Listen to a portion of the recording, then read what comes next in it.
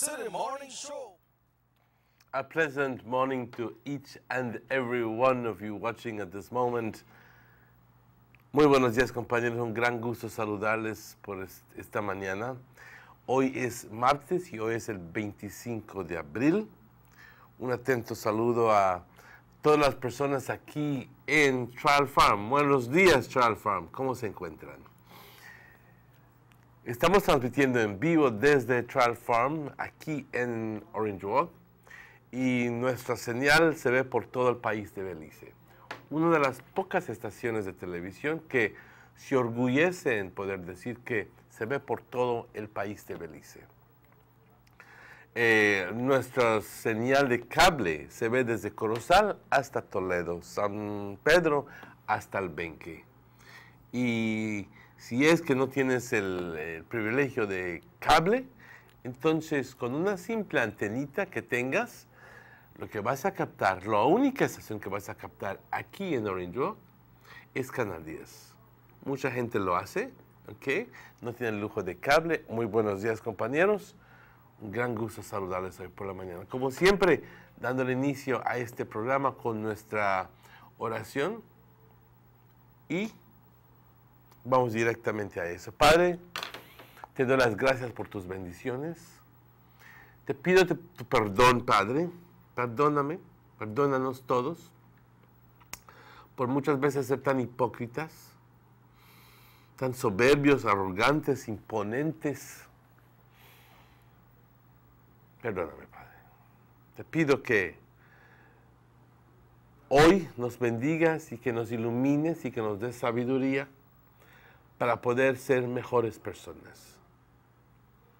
Personas con una decisión de hacer buenas cosas y cumplir con tus mandamientos, Padre. De amarte a ti, igual como también amamos a nuestros semejantes, a nuestros compañeros, a nuestros familiares. Padre, te pido como siempre por aquellas personas que están pasando por tiempos difíciles, que recién han muerto un familiar, o quizás están enfermos o enfermas en los hospitales o en las cárceles, en las calles, donde sea. Ayúdanos, Padre, consuélanos, sánanos. Padre, te bendecimos, te adoramos, te glorificamos siempre como nuestro Creador. Amén. Buenos días, si nos acabas de sintonizar, son exactamente las 7:04. This is the public weather forecast for today, the 25th of April. This report generated at 6 o'clock in the morning indicates the general situation as follows. Mainly fair and warm conditions expected for the next few days.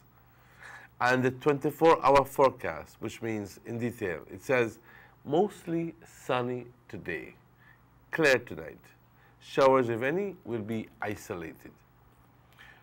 The winds blowing from the southeast, 5 to 15 knots. The sea stayed light up. There are no advisories in place. And the outlook for Wednesday and Wednesday night is for continuing mainly fair weather, with warm and mostly dry conditions to prevail. The temperatures, the highs along the coast, 88 degrees Fahrenheit.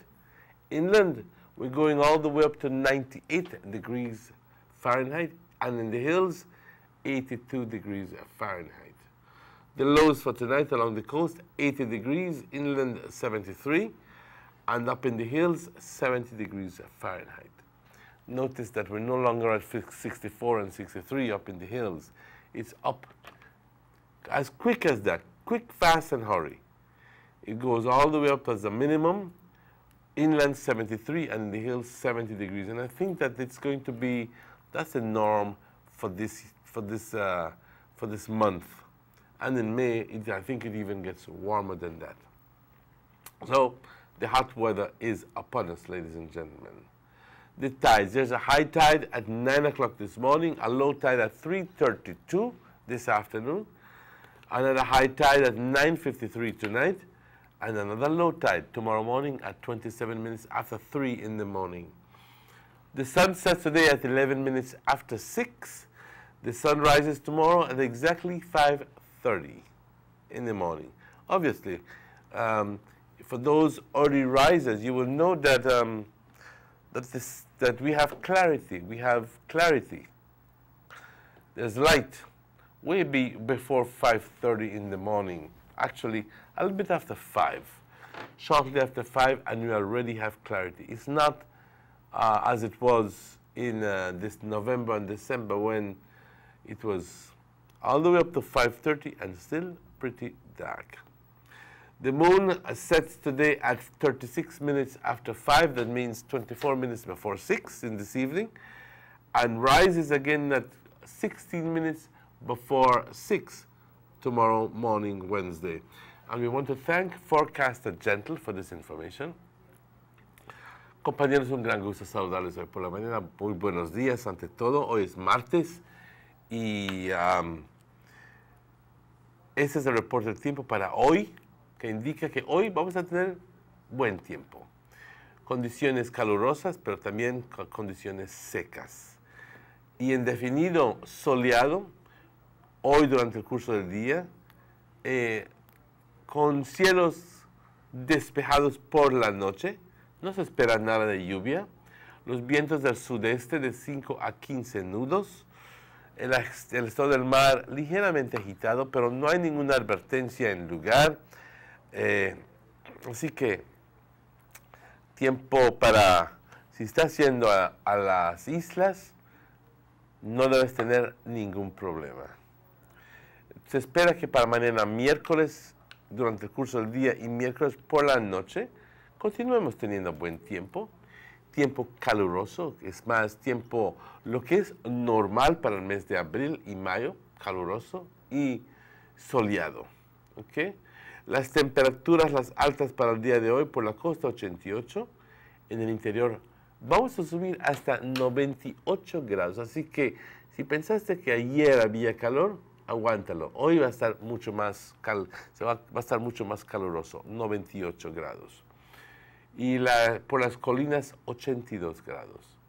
Las bajas por la costa 80 grados, en el interior 73 y por las colinas 70 grados. Dense cuenta de que ya las temperaturas bajas, por decir, perdón, ya no están en el 63 y el 62, así fresquitas en la mañana. No, no, no.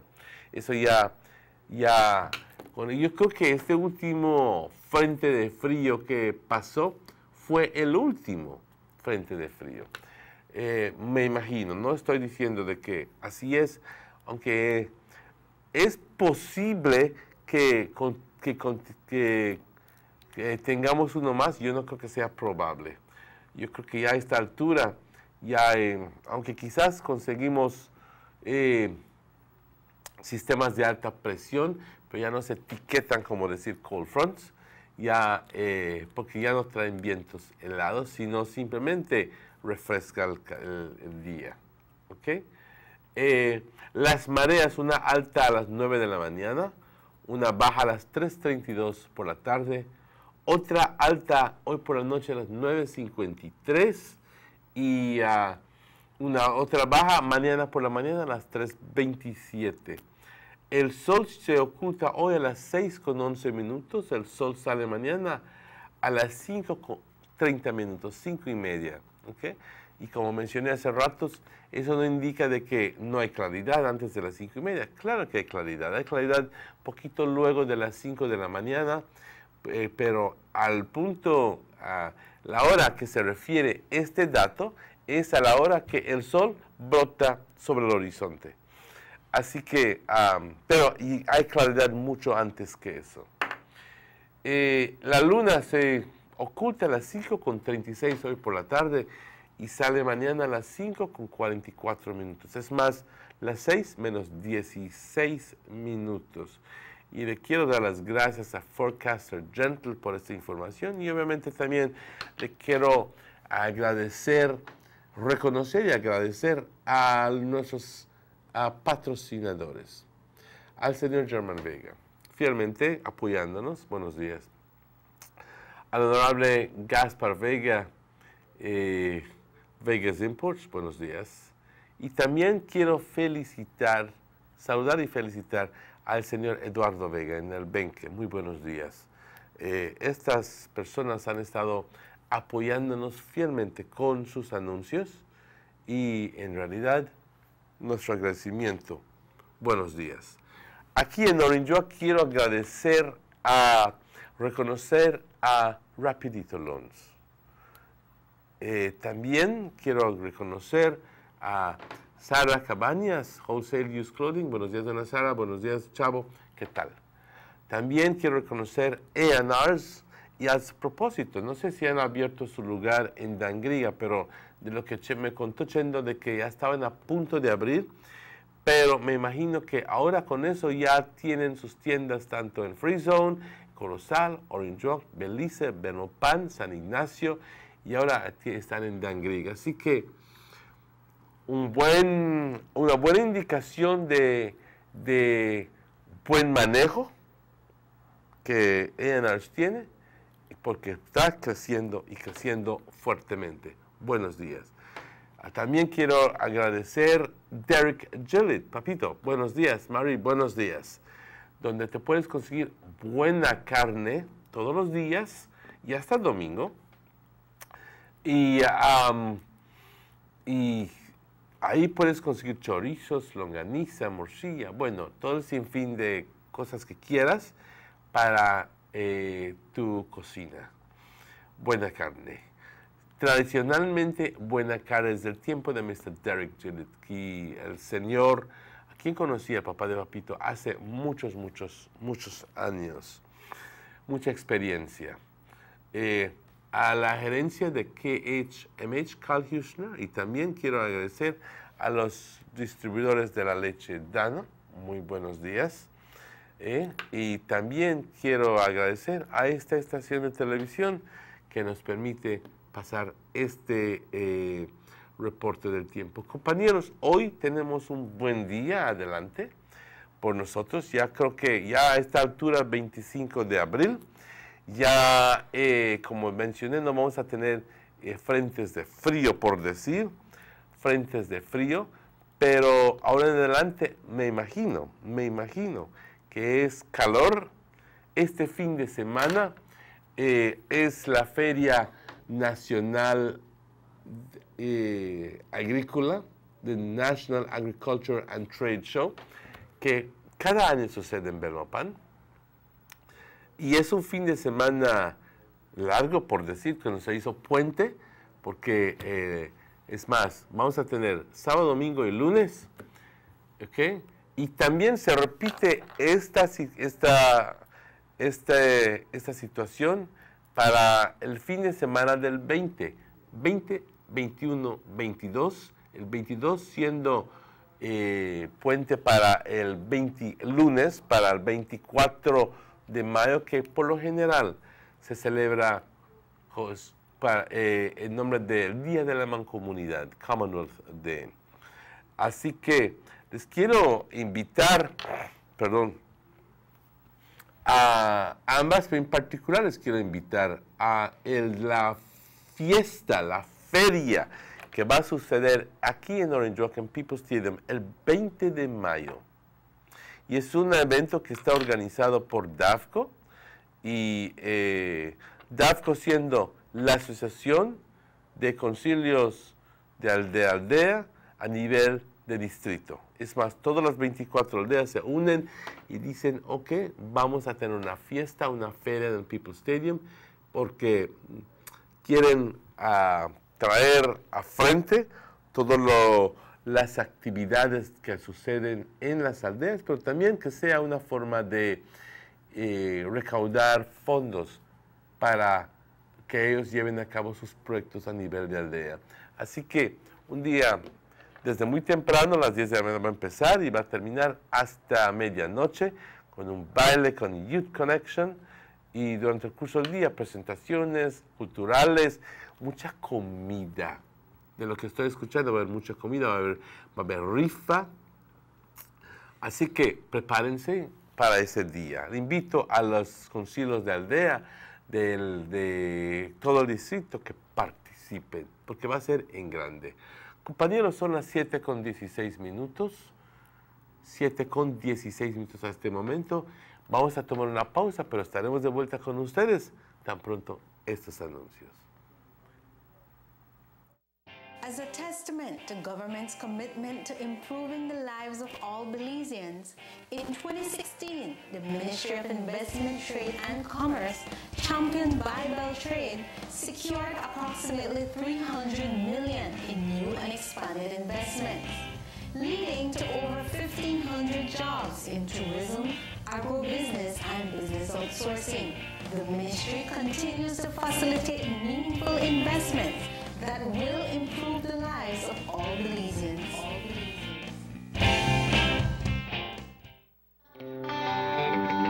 Everybody wants a clean and healthy family.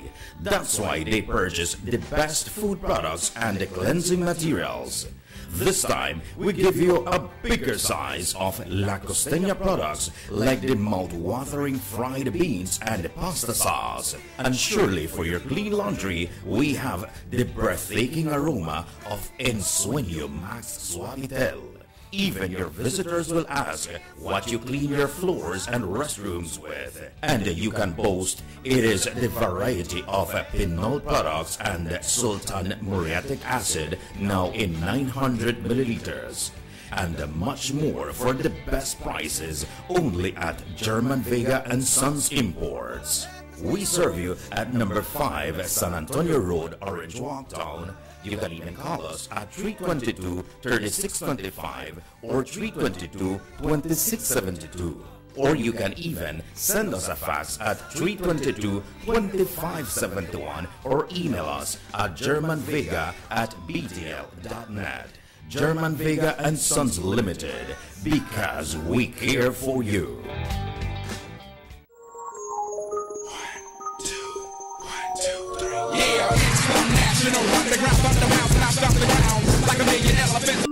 What? 50%?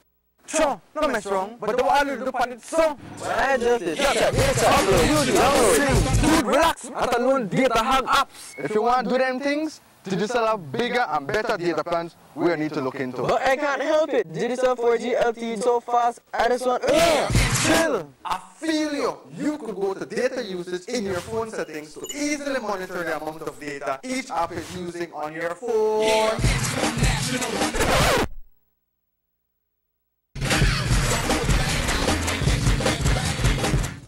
The sunny days are here, and whether it's for a picnic or in your kitchen, you need the meat. Gillette's Meat Shop proudly offers a variety of juicy cuts such as processed meats, ham, bacon, salami, longaniza, and sugar cure ham, just to mention a few. Enjoy our meats in beef, pork, and mutton. So for that healthy cut your family enjoys, visit us at number 18 San Antonio Road in Orange Walk from Monday to Friday, 7 a.m. to 12 p.m. and 1:30 p.m. to 6 p.m. Saturdays, 7 a.m. to 12:30 and 3 to 5 p.m. Sundays, 8 a.m. to 11:30 a.m. Place your orders at 322-3486 or 322-2175 or even 610-4061. Send us an email at derekgillett31@gmail.com. Gillette's Meat Shop, fresh and processed meats. Ay, qué rico.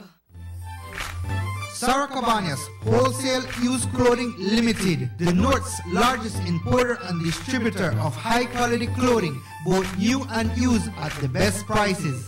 Bales are available in regular and premium, located at 26 Asuncion Street. Also, don't forget to check out our top-quality furniture, such as dining sets, living room sets, sofas, recliners, chest of drawers, nightstands, bar stools, bedroom sets in king, queen and double sizes, mattresses, bicycles, formal and casual shoes, tennis shoes, new power tools, kitchenwares, body care supplies, detergents, purses, toys, and the full line of baby products, which include cribs, proms, playpens, tubs, and clothing.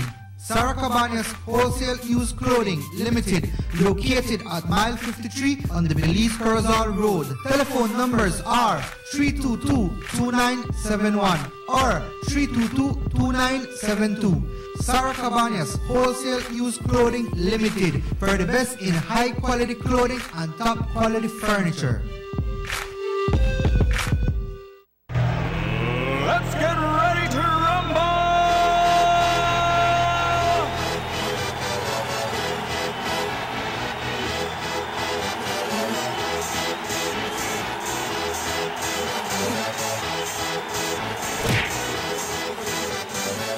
Y'all ready for this?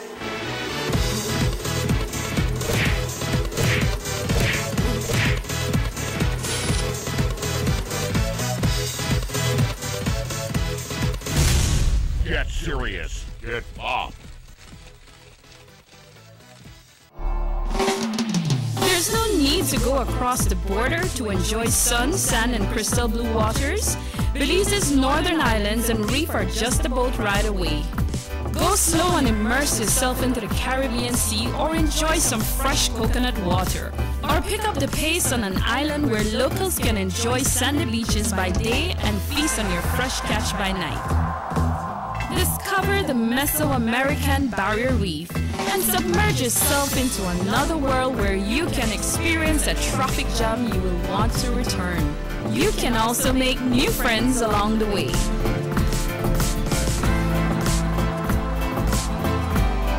Belize, where you can discover how to be a Belizean traveler.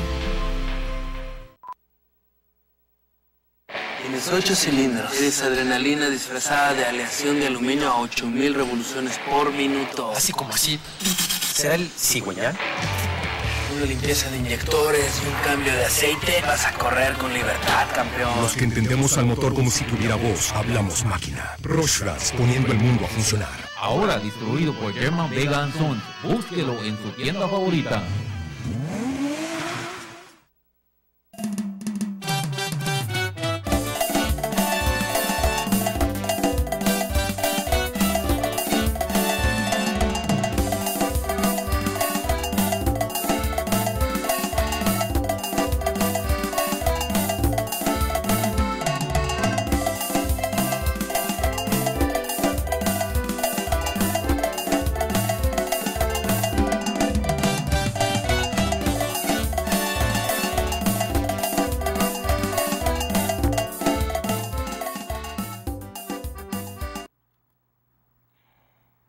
Welcome back to the Sugar City Morning Show. Bienvenidos de vuelta, compañeros, a esta edición del Sugar City Morning Show. Hoy, 25 de abril, y son exactamente las 7:24 minutos. Muy buenos días. También le quiero dar los buenos días bueno, mi buen amigo, Checky, ¿cómo estás? How you doing? I'm good, and yourself? I'm doing quite good. Okay, look like you need some super, a shoe super you got there? Well, I'm looking at it and I go like, shoe super is in season. I mean, super is in season, okay. So you could get, but I haven't had one yet for the longest. So, and especially, I love it. But I don't particularly like all the threads sticking on the teeth. You know what I mean? I buy that too, but it's nice, right? Yeah. It's So nice. you have an announcement to make? Yeah, I have an announcement for make. And meantime, I make this announcement, I just want you to look at this, see if it makes any sense for us to deal with. One, I want to say good morning to everyone out there on this lovely, beautiful Tuesday morning. This is Robert Checky Usher right here. We certainly and sincerely hope that you are having a fine day so far. Early in the morning, it's true, for a fine day to start, you know. But let's start the day right, you know, having that healthy breakfast every morning, bright and early. And yeah, trust and hope that all will remain the same for you today. And you know, what was your plans last night to do? If you had something positive to do last night and you figured out that it could have been something good, and you wake up this morning, well, you know, make sure you carry that through. And also, it is with profound sadness that we announce the passing of Mrs. Linda Gillett. She passed away in Los Angeles, California, and If you're not too familiar with Miss Linda, she's the mama of Mrs. Gilda Reyes, the mama of Mr. Louis Gillett, of the late DJ Lenny Baize. Remember Teacher Baize? Yeah, that's his mom. Remember Marva and Linda and Karen and all of that? That's her mom. She passed away in Los Angeles, California on Saturday.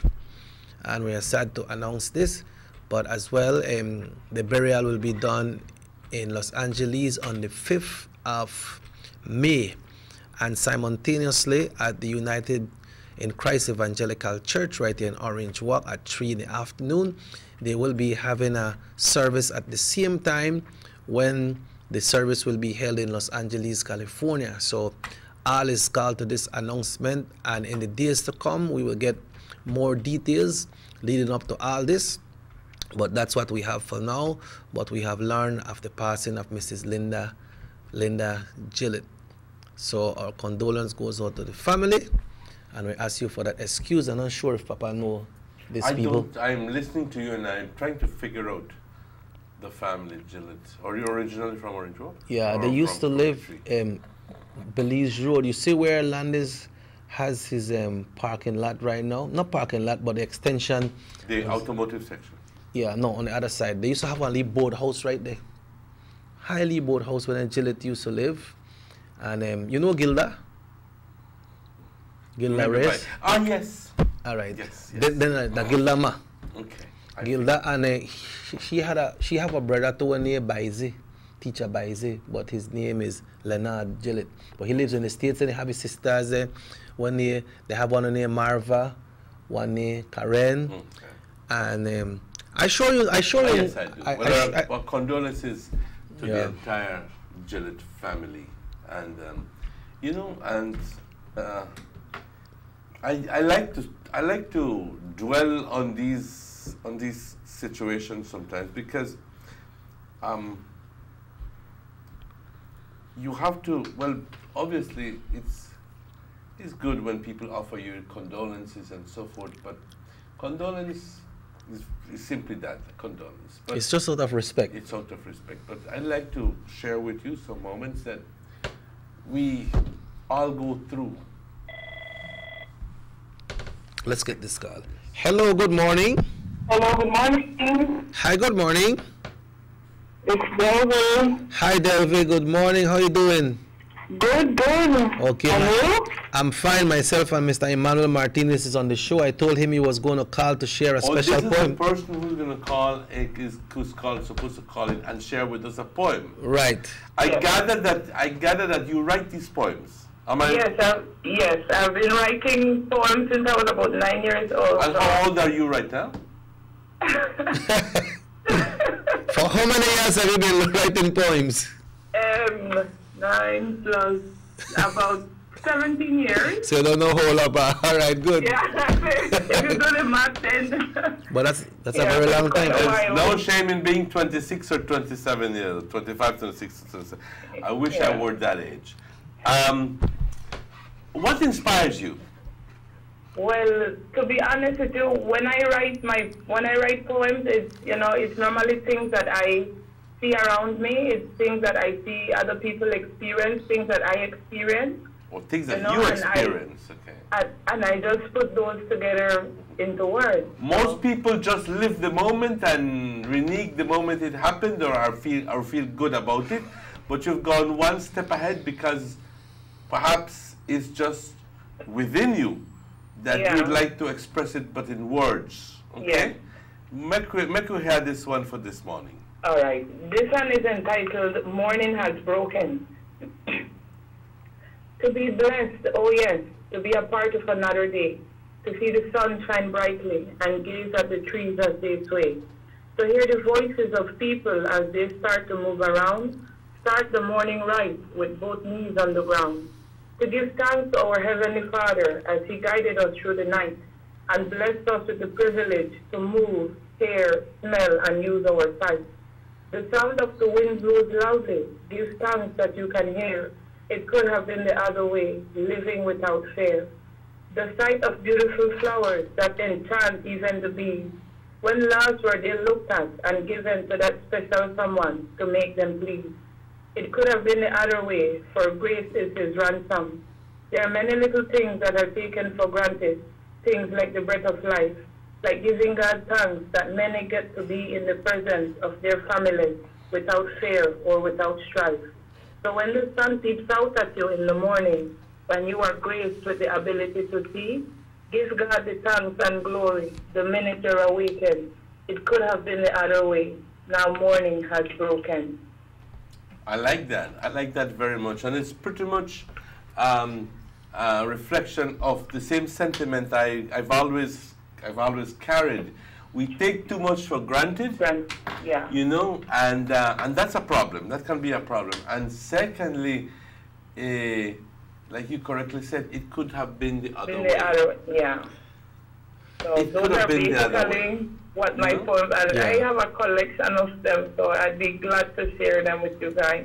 Well, maybe you can call in once a week or as often as you'd like and share these poems with us. Yeah. Yeah. So you publish your poems as well? Not yet. I'm seeking help, but you know I haven't gotten to that point yet. But it's something that I'm looking forward to. You know, I just need the right connections. I haven't gotten to that point yet, though. Do you read a lot? Yes. Okay, that's clearly visible with your with your use of words. Okay, Yeah. that's that's clearly visible. And I like to invite people to read more. Sit down with a good book, man. Well, Delvey, we should be hearing from you sometime again in the week, right? Yes, sir. And we want to wish you the best, man, you know, and keep up the good work, because that poem was a very meaningful one, and it says everything for you to wake up in the morning and to have that special day and to give thanks. So thank you so much, and we look forward to hear from you again, all right? Yes, sir. Thank you. Have a good day. Thank you. Yeah. Thank you. Yeah. Great poem, Pa. Yes. We take too much for granted. Yeah. She's the daughter of Miss Flores, you know. You know Miss Flores who lived back here? The lady was selling nice start there. Running the ones from Bible Chapel that brought the kids here to sing. When you say backyard, what do you mean backyard? Right the backyard, man, by behind the school. Down by where Laverne not live. by my area. Oh, that are different, yeah. So they are right from in the era. You know, but she's a teacher and she's... And she sells nice tarts? What? Wanna order some, consider you. Okay. Does she have any right now? You have to, I don't know if you have right now, but usually you could order, but she make it on a daily basis for sale, you know. So you could tell her right now, cause they watch, if you got to make it bring some for you. Of course. Right? Yeah, no, it that good. Hello, good morning. Hello, good morning. Good morning. This is, good morning, Joe. Yes, sir, welcome. Mr. Martinez used a word a while ago. He said we take everything for granted. Yes. You know, that word, take everything for granted, is a very, very meaningful word. Just lower television for us, Carla, please. Just lower television for us, please. Yeah, sure. We have a little feedback. The word, take everything for granted. Right now, the big issue is this $1 million that they supposedly are giving the teachers. If I heard the news properly, the Minister of Education said is approximately about 370 plus teachers that are going to get this money disbursed to them. Now, if we take 375 teachers divided by 1 million, how much will they get? Or 1 million divided by 375. Right? Yeah. He said the most a teacher is going to get is about 500. So if we take the whole population of teachers that went on strike, right, with both unions, we have two teachers unions, the Progressive and the BNTU. There are two unions. If we take all those teachers and we divide that $1 million within all these teachers, they will be getting something about almost $600 to $700. So now, where is the balance of money going? If it's only what the minister says is only approximately about 270 plus teachers that did not go on strike. So where is the balance of the $1 million going? See, we take everything for granted, right? So if the minister thinks we are not good mathematicians, People that are just going to primary school can divide $1 million between 270 teachers, and they can know how much each teacher will get. And he said with his own words, the maximum a teacher is going to get is $500. Where is the balance of money going? I think he mentioned the total that will be dispersed between the teachers is like 600 and 1,000 or something. But like you rightly say, there is a balance there, no? Yes, there's a balance. What will happen with the balance? Because this $1 million is for the teachers. It was specifically said by him it's for the teachers. Money that he does not have in his budget he's taking. So where is the balance going? It's a big question. Well, we should take things for granted. Thank you. You hear that word come big? We should take things for granted. No, it's you know, we listen to it and we go like, oh, yeah, but we forget to do the math. Right, yeah. I was asking you about that this morning earlier, right? Well, I have here, actually, I was... but I hear like the man say it's not $1 million because some of the reporters they never ask her how this thing will work out, and then I think he got to a figure I said about 600,000, but the caller said that yes, is there a reference in the news for the amount that you're talking about? It was on one of the news. I'm not sure which one it was, but then he said it's like 600,000. But then the figure was $1 million that they were talking about. No, I guess the same thing like what the caller is questioning. So the big question that the caller is putting towards us is that the math doesn't add up. Yeah. That if it's 275 people who were going to be paid the honorarium, and that if it's $1 million, common sense tells you that it would be approximately about $3,000 that each person would be getting. But that's not the case. So if you do the math and you stop taking things for granted, where is the money and other money going? So I don't know. I wish I could answer you that question. I swear to God, I wish I could answer you that question. But you understand the mathematical parts of it, right? I understand the point clearly. Just let me quickly tell you. It says, this is Honorable Patrick Farber saying, if you attended the bulk of the days in the strike period, you can qualify for, I think, maybe $300. And if you attended 4 days, the bulk of these 4 days, it may have been you could qualify for $200. But no teacher received in excess of $500 on honorarium. So, which means that if it's maximum 500 for 375 teachers, we're talking here about $150,000 or so. So really, we're going on with the rest of the money. Look, the teachers who went on strike were paid their full 11 days. We're not disputing that.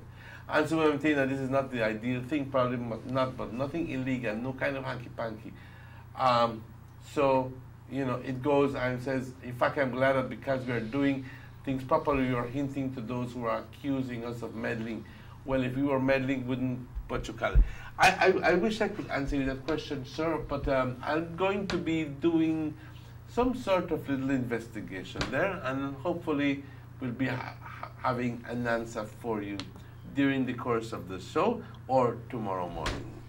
But I can't answer you. I can't answer you, really. Yeah, but you understand? I understand fully. Okay. A texter is calling here. He says just a question.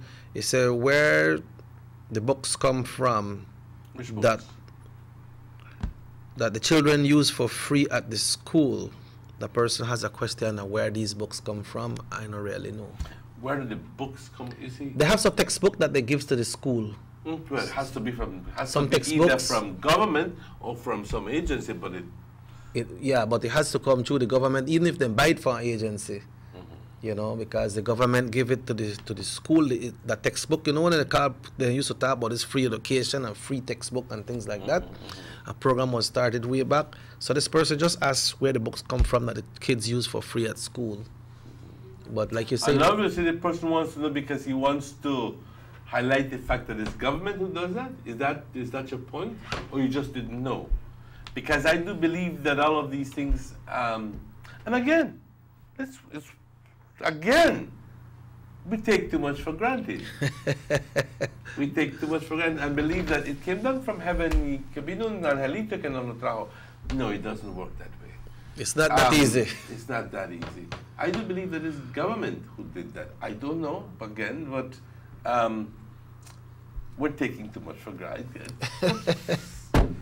Such a strong word. Such a strong phrase, really. Taking things for granted. But I like to commend you, Emmanuel. And when they say, sorry, do you know what they say when you assume that you make? I like to commend you as well because our responsibility here is to bring out the information that we have.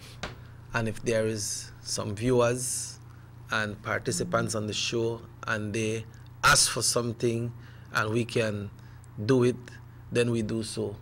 So I like to commend you, offer yourself to go through it and to see where you end up and where the rest of money going. Yes, yes. Definitely. I'm not done with that yet. Believe me. Emmanuel is not through with that yet. So we will be discussing that more in detail. But para mí, ese asunto hasta allá termina. In my mind. You know what I mean? I think that I have openly said, my personal opinion was that that money could have been spent otherwise, period. Right, and since we're up on that topic there, Emmanuel, schools opened yesterday, man. Yeah, a lot of kids gone to school, well attended yesterday because in the Easter break, I can mention that some of the school there never really wasn't well attended, no, by students. I think some parents just decided to like keep their kids home. But yesterday, it seems like we had full attendance, you know. He said, morning, why is it that politics cross-minded hypocrites, whatever, yeah. He said, don't look on the positive side of life. When a child does bad in school, the parent blame the teacher. But when the child does good, they praise themselves and not the hard work of the teacher that deserve their little prayers. Can you read that again, just so people are hearing? It's a morning. Why is it that politics cross-minded hypocrites don't look? Why is it that politics? Try to make sense of that. Yeah, it said, why is it that politics crossed-minded hypocrites don't look on the positive side of life? That's the sentence. When a child, that's a question, all right. Yeah. So he said when a child does bad in school, they blame it on the teacher, but when the child does good, they praise themselves, hard works, and not the teacher that deserves it. What does politics have to do with that? I don't really know. That's a situation that affects even apolitical families. I mean apolitical being not affiliated with politics. Well, I have only side to this, but I don't believe that all parents are like that, right? Because they have some very responsible parents who have to look what the kids do as well. The teacher can't do everything for you, you know. So you have to do your part as well, and you work along with the teacher and your child, and that the way I'll get a good result. You have to make sure you pick them and do their homework, make sure they have them books, make sure you check them books and make sure that they do the right thing in the book.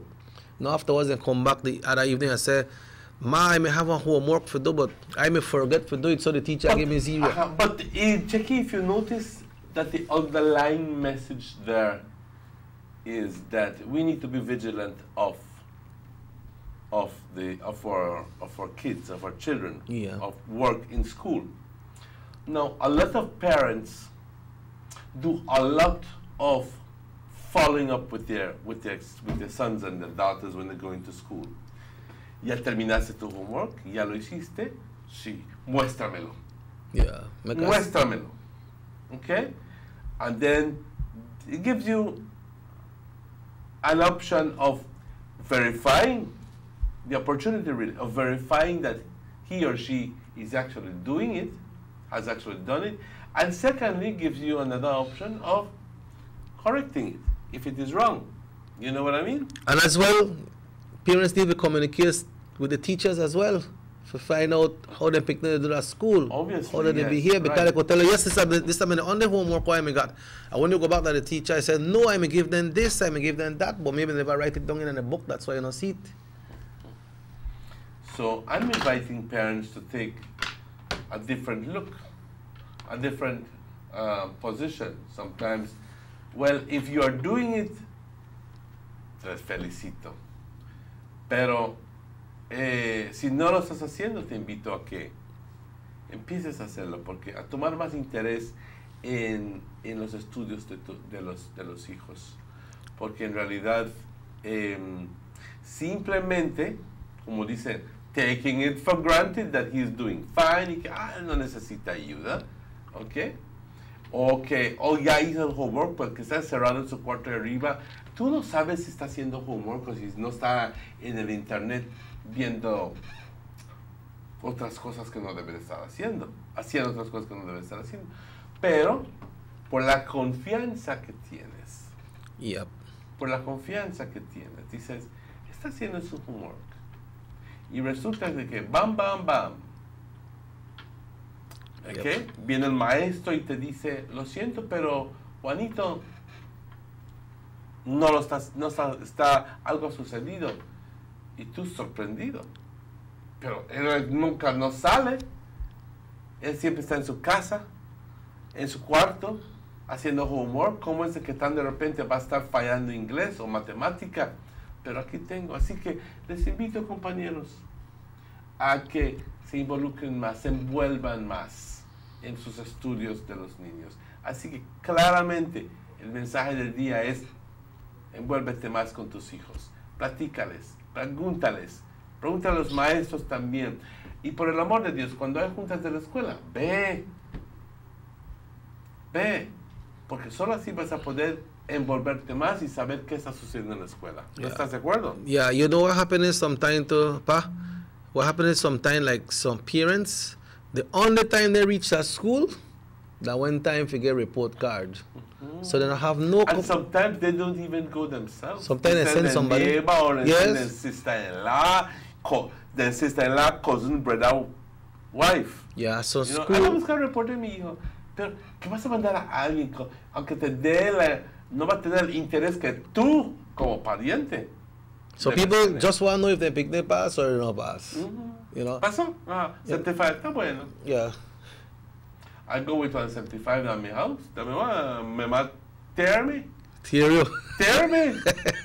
Tear me. Yeah, and that the only time one time the principal or the teacher get to see the parent and could talk to the parents is so good. Somebody don't go to school because they're not paying school fee, but you know, like the school not really take them out because they're not paying school fee. But when they will get the report card, then they have to go to the office for paying school fee, or else they no one get the report card. That's the only way the school could get to collect from some people. So when that time comes for report card and you go to the class, they tell you, well, you have to go to the office because you have to pay your school fees. And they don't go out the whole school year, you know.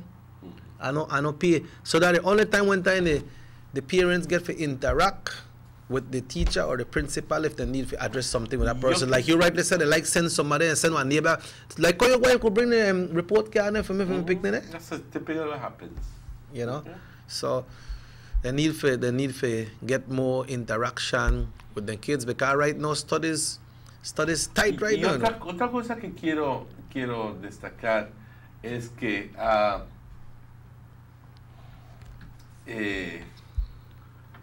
¿cómo te lo puedo decir? Yo when I was going to La Immaculada school, and it was, I think, 3 of us who were going to school. It was, or maybe 2. It was myself, if I can recall, but all of us used to sit down, even if it was primary or high school, we'd sit around the dining room table and we would do our homework. And I recall that my mother would sit at the end with a little ruler. Okay? Mm-hmm. And, okay, vas a leer. Okay, good, okay. And she would, invite me to read along with her, and she was good in math, so she, this and this and this. Old school math, 17, 24, and they go like, what? How you did that? Yeah. But that's the way they were. Pero, Whenever she would ask me, ¿ya terminaste tu English? Es que no he visto que voltees esa página por los últimos 5 minutos. And mind you, I just pretend like I did read, you know, because I don't sleep and I want to go to bed, but not. You have to finish your work. I finish my work. Yep. And you say that vigilance is necessary, ladies and gentlemen. Vigilance is necessary. Otra cosa que lo que en realidad quiero decir es qué impacto ha tenido el uso del teléfono celular en esos jovencitos de 9, 10, 11, 12 años yendo a la escuela. I know people 10 years having their big Samsung, Nokia, iPhones, Yes. going to primary school and they have cellulars. Okay? Now, I do understand that, yes, in terms of in case an emergency or something like that, but hell, man, I mean, we've lived all our lives without a cellular at school, you know? Why is it so all of a sudden necessary to use? Yep. And these cellulars even have internet in some cases. They have the world right there in their hand. Yes, right. And which makes it particularly important for you to become involved in this regard, because you don't know what that person is seeing. You assume, you take it for granted again, that that this person is not going into pornographic sites. Cyber world. Or sites that don't have to be pornographic, but are not exactly helpful, for not using another word, exactly helpful to the student.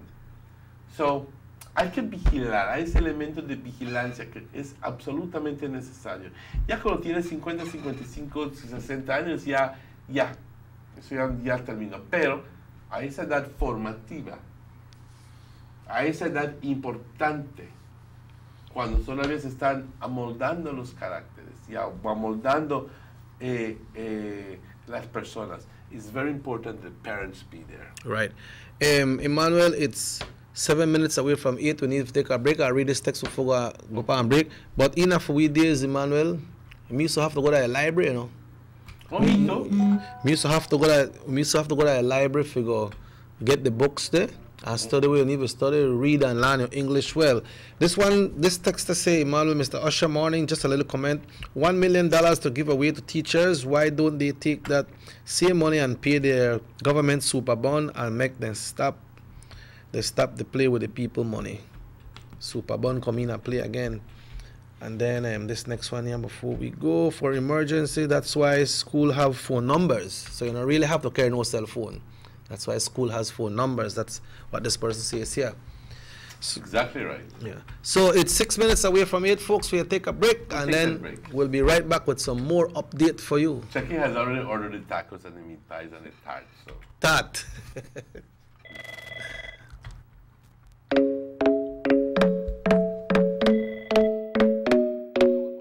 Rapidito Loans, the only place you'll get true value for your money. At Rapidito Loans, you can shop for jewelry by carat, stone, or side. A genuine piece of jewelry from us make the perfect gift for that special someone, or even a treat for you. So now is the perfect time for you to check out our wide assortment of quality and affordable gold and silver pieces, available now at huge and fantastic discounts. And remember that for all those last-minute urgent needs and unexpected bills, you just don't have to worry no more. Rapidito Loans is the only quick and reliable solution for all your emergency needs. We provide more and better loan arrangements for your gold jewelry.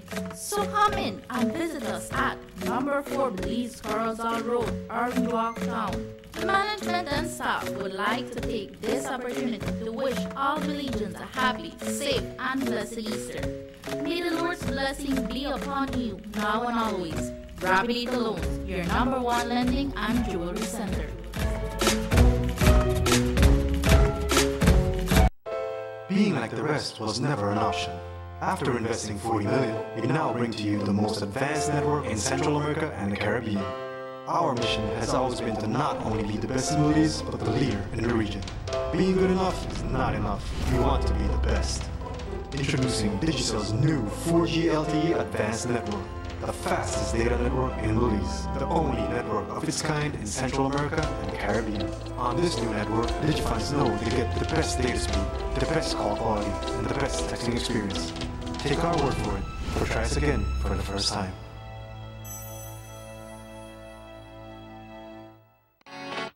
Let's go to the beach. Make this Easter season the most festive and memorable season for you and your family.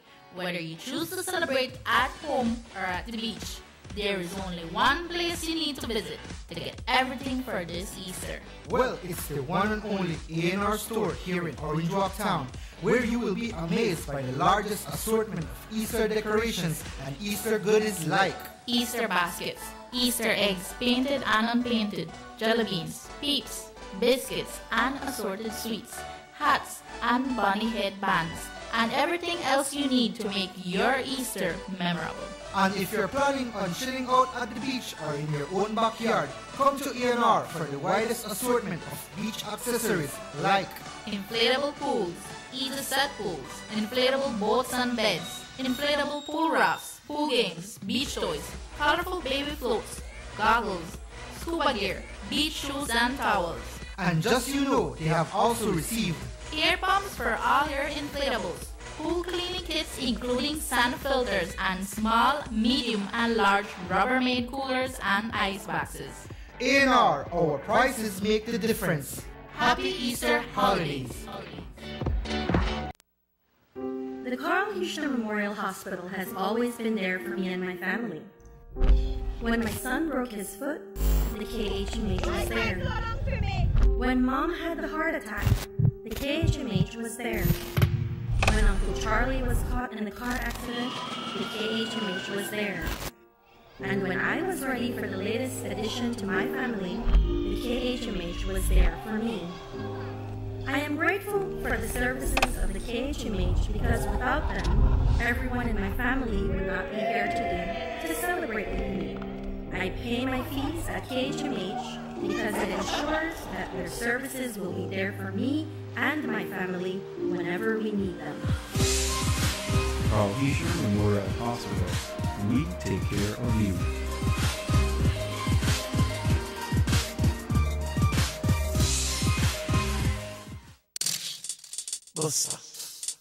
They see you and know you're living. Always a star. Yes, you live in color to the limit.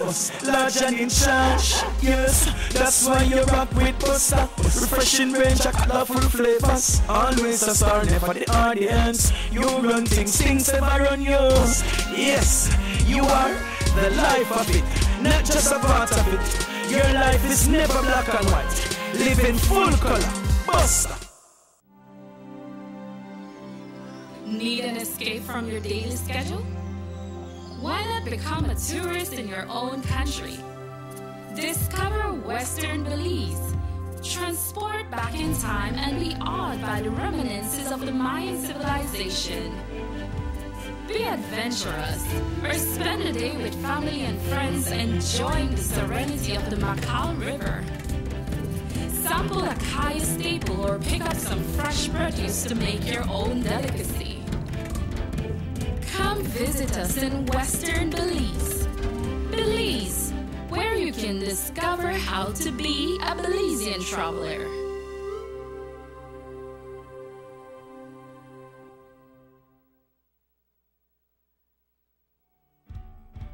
Across the country, development and transformation continue under this government. The new Guanacaste roundabout at the junction of the Hummingbird and the George Price Highways is complete and one to be proud of. The George Price Highway is being rehabilitated from the Belmopan Junction to Benque Viejo. There will be a new baking pot bridge and upgrade of the Caracol Road. Also, the new Macal River bypass and bridge will be completed by March 2017. In the Belize district, the work has already started from the Hallover Bridge to the Philip Golson Airport. and funding has now been secured for the new link road to span the Belize River, starting from behind Gentrack and coming out at Mile 8 on the George Price Highway. A $40 million UK grant has been secured for the paving and the lining of the coastal road and construction of new bridges. Under this same grant, the Philip Golson Highway will be improved between Orange Walk and Corozal. This government continues to work for the development of Belize. Your vision, our mission.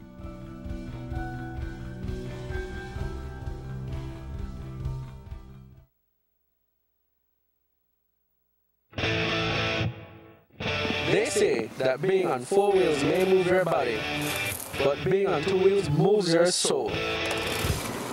When I'm going for my cross-country rides, I leave my coverage to go as far as my heart can take me, everywhere I want to be. With Digicel 4G LTE, I've got nationwide LTE coverage for my GPS and my snaps. I ride all over Belize covered by Digicel 4G LTE. You feel me?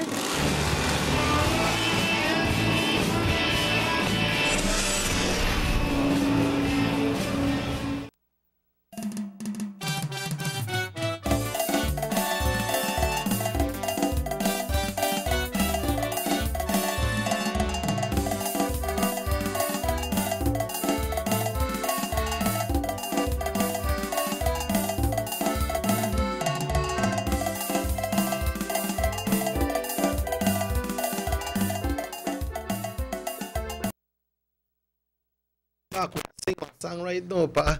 But we're up on the education part, you know. So I look outside just so and the sun they shine bright and beautiful. And a lot of picnic they go to school, pa. A lot of picnic they go to school, you know, they are the future. I don't know which one I leave picnic out there might become a talk show host just like what we are doing here. Or a minister. Yeah, or perhaps a pilot, you know. We got Belizeans with a pilot already, you know. You know what I mean? You know, but scientists. Yeah, it's good to see them going to school so bright and early. And yesterday also, Emmanuel me touched about Lee Freak Storm and we say we'll leave it on the other news cast yesterday. It made headline news for Channel 7. Yeah. Freak Storm made headline news. Yeah, so you know. I'm really glad that we could we shared that with you, you know, from very early yesterday morning, and a lot of people didn't know. As a matter of fact, some people live on the same highway, 1.5, 2 miles up the road, didn't know that what had happened. Yeah. Yes, they experienced the rain. Yes, they experienced some breeze, but nothing out of the ordinary. It's just on that specific track that the storm took. And it can be quite a narrow track. You know what I mean? Mm-hmm. Like when you have those tornadoes in the States, when you see a picture of Kansas, the state of Kansas, and you see the truck goes exactly to some people's yards and going through the other person's yards across the interstate highway into a barn and so forth. That's exactly the way it is. It's a very narrow track of destruction. But please don't try to be in that part of destruction. And in fact, not correctly said. You know, but if you see it coming, run like a thief. Yep. Run. Yeah, then for the tornado, and people ain't got the dugouts. Oh yes, if you have a little basement thing, get in there as fast as possible. But you see, really what we're having here, not really tornadoes. I don't think that, although we use the word loosely, that it's a tornado, but you know, it's a form of a tornado. But what happens is that in español llamarías remolinos. Remolinos, yeah. Okay? All of a sudden viene un ventarrón y te aporrea las puertas y te tumba los caños, y en este caso el daño fue más fuerte. No. Some people confirm, some people swear they saw a big black thing. They see that darkness to come. I'm just going to make quite clearly the mention of it. Okay? And it says, quite clearly says, that was a real tornado. That is like a drill, and it poked up. When it picked up something, it dashed it away and bring it up, and he's going on his way. So, I just want to. It says, where is it exactly? Where it says, but he claims that there was this spiral, this little remolino, this whirlwind right there, you know, and just picking up everything. Now, that a bit skinny of that boat? Yes. Imagine this, ladies and gentlemen. How much speed, what kind of velocity did we have in those winds for them to do the damage, for those winds to do the damage that they did? Yeah, it's strong for you. Really strong for bringing on We the had structure. hurricanes where that give us 60 up to 65 miles per hour, in some cases 68, 70. And here in the north, and it doesn't do any sort of structural damage. But then all of a sudden we have a little remolino, a little whirlwind that tear down people's houses and blow their roofs off. So it needed to have been concentrated in a particular, and because it was concentrated, it must have had had a lot of velocity. But it drifted, right? Remember, Carla, someone told us yesterday morning from the Kamalote tea kettle area. Yes. So it drifted all the way. Well, yes, obviously, but my point is, it needed to have been to have picked up a lot of strength over the course of the trajectory. You know what I mean? And I always, you know, it's not as if, but let me correct that. I have seen this in the past. I'm not saying you that it's Bible, but storms that come from the southwest are generally bad storms. This is me saying. I don't know Met Service or what you call it, but from my experience, I have seen those storms forming over on that end tend to be bad. Or when it's a breeze, they blow from the west, southwest, okay? Pick up a thing and lock up yourself in your house. Because those are freak storms. Dangerous one. Those are dangerous. From my experience, like I said, I have seen it, and I think I mentioned it some time ago for those who have good memory, even before this one.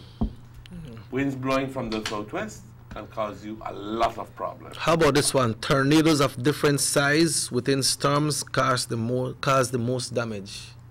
Yes. When hurricanes have these big hurricanes, and a lot of people question, how is it that hizo tanto daño, it did so much damage to Miss Fulanita house and never damaged Miss Isabel house? Yes. One block down. And Miss Isabel house much older. So it's been confirmed that from within the hurricane, close to the eye, you have these thunderstorms, these tornadoes forming, and that's very possible. So that happens, and I think that it happened here in Belize already. You know what I mean? Yeah. Happened here in Belize already. So don't think that the concept of a tornado is entirely alien to Belize. Yes, we don't have it as often as, say, Kansas and Oklahoma and Texas and Colorado. Yeah, Colorado have it strong. You know, but occasionally it does happen, not to the extent of what they happen, but it does happen. It does happen, and it can produce a lot of damage. So be careful. Yeah. Be careful. Okay. We have this very disturbing report. Very disturbing report. And allegations against a magistrate of the court. A sitting magistrate. A sitting magistrate of the court. Yeah. Mr. Norman Rodriguez, who is a sitting magistrate in the court in Dangriga, I believe. Dangriga. And he is being accused of alleged rape. And the interesting thing with this thing, if it was a one-time case, and I'm telling you, I'm not casting any aspersions because I have to be very, very particularly careful. Right. Make sure you stick to the facts, quote unquote. You know, that he's supposed to be, that this is the second time that this is happening. Now, I don't know Mr. Rodriguez. I have him as a Facebook friend. He has nothing in his posts can have ever hinted, given me the idea that he's a pervert. Nothing at all. Let's call him and get back to that. Yes. Hello, good morning, Sugar City Morning Show. Good morning, Mr. Martinez. Good morning, my brother. Tell us. Watch out. I only want to touch that subject where somebody send one text to you, tell you about make them pay the super bonnet the money. Check it. Mr. Martinez, I only think you're right. The teachers that didn't go on strike, they presented themselves daily to school. Yeah. During classes, the claim that the teachers had was to come back during the holiday season and teach. And the teachers, them in present. They did their 11 days and then go back and then continue to the days. And I think, I agree with the minister where he give them at least something to where they present themselves because they come back and they work extra. They come back and the teachers they come back and work extra. I mean, what happened to them? They not got flesh, they not got blood, they not got feelings. I think they were right. Now somebody suggests take the money and pay a super bond. The amount of money where they pay for the super bond where they can't give a counter for. When they have them there, then they sit down in a shade and they sit down somewhere out there. That's all of that money we're missing for the super bond money. And nobody receives they get nothing for it. I think the teachers they deserve it. I agree, and the minister gave a full explanation. And moreover, the minister said yesterday again on the news, it wasn't $1 million. It wasn't $1 million. I will tell you something. I was working. I can't remember the exact day, but it was during the PUP days when there was a go through and a strike was coming about on them. And we couldn't go on strike because of our essential service. And we kind of work and check the pay which will be full pay. And I think that the month end. When you look, only additional money coming to it for all them one will never gone for strike. That's the end of the PUP deals. Yeah, but all them one will never gone for strike. I mean, come on. The same like we stick the ship supposed to stick the boat. And the teachers are gone to work and the teachers are gone. I think the teachers they do something. You know what I mean? They're not, this thing are not political. I mean, I never agree with what you say. I never gone for a strike, I gone and work. And a work well done is supposed to be well paid. Bye. Yeah. People are not they're not against the payment. I believe people are against of the amount that was mentioned. And the timing of it. Yeah. That's my position. That's my position. That and in this putting it into context, that we had just listened to the budget that was asking us to tighten our belts, and that we have to come up with so many more millions of dollars in taxes. Yeah, there was prices and increase then as all well. of a sudden, we're being told that but $1 million is going to be given to teachers. And we go like, ¿qué pasó ahí? Hello, good morning, Sugar City Morning Show. Yes, good morning, my brother. How things? How are you doing? How is Dangriga? Buenos días. Good morning. Hello. Yeah, just lower the volume of your television for us, sir, please. All right, I think I get back. Maybe the mamos the people outside is your Danriga. Look, man, you ask how Danriga there. So, what happened is we asked the caller to please call back because it's important for all callers. Hello, good morning. Why they let the weather? How is that going, Mr. Cass? How is that going? How do you call Chaka Horticulture capital. Dangriga, sir. Going on. Everything's up and running. Getting ready for the March municipal election. Okay. And as you can hear over the media, where they have mischief makers like Ariel do, who are set up for the longer term man, show this report false allegation, but the mayor is working on it, and I think that either he'll be taken to court for maliciousness and misinformation of the mayor's position, and councillors who, in a while, they never call their name, they know who it is for. So you say someone report that is coming out of Dangriga on national radio are not accurate reports? They're not accurate, they're not true. Okay. Absolutely false. So they're not accurate. Like sometimes you say, yeah, example, when somebody say, oh, you tell your lesson back way compared to not anything, none at all. So you try to create what you know, not there, none at all. So can I ask you, and you said something a little while ago that there is some sort of political reason behind it, and you used that it could be malice. Yes. Is that what you think it is, sir? I don't know why I think I know that it is because Harry Aizu is a member of the People's United Party. He sits on the PUP executive. And he's a reporter for a radio station, is it? Yes, Palova, he is so-called seller. I don't call a correspondent, he is so-called seller. So you could share with the public what kind of allegations, what kind of story report that is not true? One of them had to do with our executive. The first one had to do with our executive when he said that funds were pulled out when we had that discussion, which was not true. No funds never there. A matter of fact, we always have heated discussion because we are a party that flesh out. We follow a democratic process to the highest standard. Just to push some people down with truth. And Dangriga has known being a community that takes our democracy very, very serious. We don't want to push over these people. We don't want to just put their hand in and say, no. Why? We are questions. We want to make sure that we flesh it right down to the bone.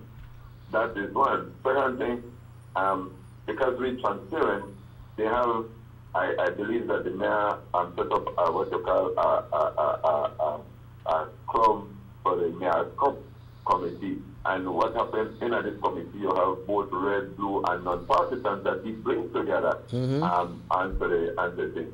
Now, what might have happened is that you have people who have contributed to the need, but what happens, they don't meet regular. So when you will meet that, then you put it on. What happened is that somebody might have created some mischief, and then one of the members, who are PUP, who sits on the committee, put up on social media, and the mayor had move off one of the councillors because of dishonesty, which is not true. Yeah. And this is why sometimes we upset with our people when they have to put them PUP wrong, because while you want to do it genuinely because you want to show transparency, they're not there for that, but what happened? One of the person who did it, her brother wants to run for mayor in the town and hear a rep. So they try to create mischief. So in a work.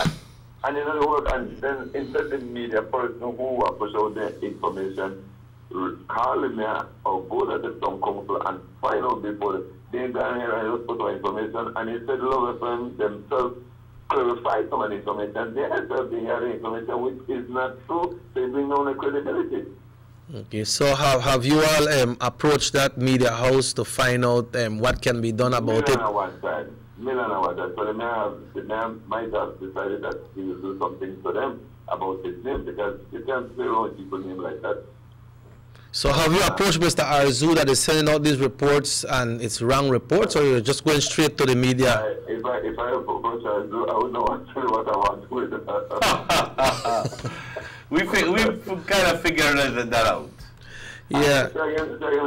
I think we kind of figure out what you would do to him. I'm a supporter of my party, and I take my party message very serious. And when you try to distort it, it's like you're trying to kill my mother. And when you try to kill my mother, boy, you know I'm proud of it. Because apart from that, what are your what are your opinion or your understanding of this disbursement of this little, what the minister call it? Honorarium. Honorarium to the teachers. Explain to us the real... For me, Mr. Martinez and Mr. City, I personally believe I run a business, and this is what I do. I tell myself, for example, that where I work at the terminal, I have an outlet at the terminal. Go ahead. Once they do their time and a half, and so we have to pay by law. That's okay, regular time and time I have to pay. But you also have what you call extra. For example, like, let's say, for example, let's say Easter time, like what happened the other day. People move, and when you foreclose it, they have an extra bus or two were going, and the terminal was closed on 7:38. But you have exceeded your sales in the sense of why this are normally we would have make, but you know, something we make more than that today. You are given time and a half, but I want to give you an honorarium because of the time that you have spent knowing fact that you could have lock up and no stay. So what I do what I give an honorarium as well as a small business, so that to the end of the day, my customers who get the service, but also my staff who provide the service, become happy just like the customer who get the service. Because without my staff, I cannot, and I would have never given the customer the service that they need, and my staff would not be in a position as well. So it has to be a win-win situation for everybody. So I understand the minister from business aspect as a small businessman. I understand it. So my wife and a school papa, and the truth, you are paid people when I go to work. You are paid people, right? My staff not gonna work, they don't get paid. Yeah. But so it's to the end of the day, it's those people who are not gonna work or get paid. Then those who ban must be awarded something for the extra sacrifice that they give to our child. Because remember, we picked it today, you know. Yeah, I think the minister tried to do some clarifications yesterday, but like Emmanuel was mentioning, and most people are mentioning, why $1 million? Well, that would have to be discussed at the ministry part, because I don't know how they come up with that figure, but I, being very much aware of how honest our government is, I don't think that our Prime Minister or the Minister of Finance would even entertain anything that is not in accordance with what it would have been. Because no in borrow, you know, he not play the money. You know that. Yeah. So you know, so for me, I feel quite confident that they know what they do. In terms of the logistics and the dynamics and the technical part, I wouldn't be in a position to answer it because I don't know how they come up with a figure. But personally, based on, you know, I could get up the money and I say, you know, I went up 51 because I know Chicky or Sugar City man is sure they are so confident about the reliability and the commitment that I could get up and I could say, Monday to Friday, this radio station and this television station, and like that, I confident about. Sir, right. Yeah, sir, Mr. Castillo. That is not in accordance just to push out money out there because, like when the Prime Minister said, we don't have enough, but we have to honor those who look out for you, and we have to look out for the leaders who give the extra mile and go the extra mile for the country and for our children. For the children now, look at it now. Look at those people who in a position to send their children. You know, they get the exact 2 weeks break because they never let us check when our children was out. Yeah. Private school when most of picnic go was the picnic go. So they picnic get the 2 weeks holiday because they got a private school. But a private school was on when the strike was on. They never open. They never closed. Yes, yep. Mr. Martinez, I have a question for you. Sure, yes. From the very beginning, I clearly indicated that we understand the reasoning. Don't let me, we understand the reasoning behind paying somebody some sort of honorarium, if you want to call it reward. We understand that in particular. I was involved in business for many years and I can understand the concept behind it. what a lot of people have a problem with was very clearly, the timing of what you call it. In other words, saying that the budget had just been read. We had been told that we need to come up with so many millions of dollars in taxes, and then all of a sudden there is this report saying, but we'll give away $1 million. And that's essentially what a lot of people, including me, had a problem with. And I still do. However, if you're telling me that Mr. Farmer as Mr. Farmer is indicating that it's not $1 million, that it's substantially less than $1 million, but then I may not have as big a problem with it as I initially did. But if you're telling me that we have to generate so many more millions of dollars, and at the end of the day, that sugar, that prices of everything are gonna go up, and then you're telling me that, but I'm gonna give away $1 million. To me, that didn't make any sense. Well. Yeah, go ahead, Gus. Go ahead. Yeah. Well, I agree with you, Mr. Martinez, on that technical part, but there is a serious issue in our country on the other side as well. I believe that government needs to strengthen its tax base, especially for the Chinese community, for the Hindu community. If you hear me applauding, that's me, sir. Who are raising our taxes and who are sitting out, what are one person sitting out on the market, $1,000 a day out of the song, Papa. Out of Dangriga, one shop, they send it to China, to Western Union. What? Huh? How much are they sent out? About 40,000 a day. What? You know what kind of money that? To me, we have a serious problem when it comes to collecting our tax. This country is to say everybody Korean, the Chinese, the Turks, the Hispanic, every nation we're going to believe, Baba, come and put up big shop because they see the loophole and they take advantage. The chairman comment. Very lucid comment. The business sector have to start it. Serious. But let me share something with you, Mr. Martinez, Dr. King. I want to share this with you. And it's so sad, but I have to do it. I barely could get my goods there for $1,200 in a Belize. I get 3 truckloads of goods, $1,200 at Chetomal. Damn. You just imagine when you have to buy one. I will give you one example, one soap that Dangriga here, that $1.55. When you go to Mexico, right across the border at Chetomal, and you find the soap for 17 cents, Belize. Yeah. You do the math, Papa. That's right. That's right. You do the math, Papa.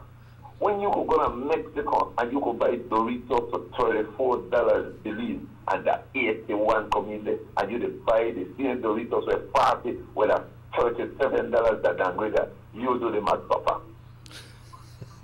That's a very... You do the math. They're not the government cars, it's the greedy business people.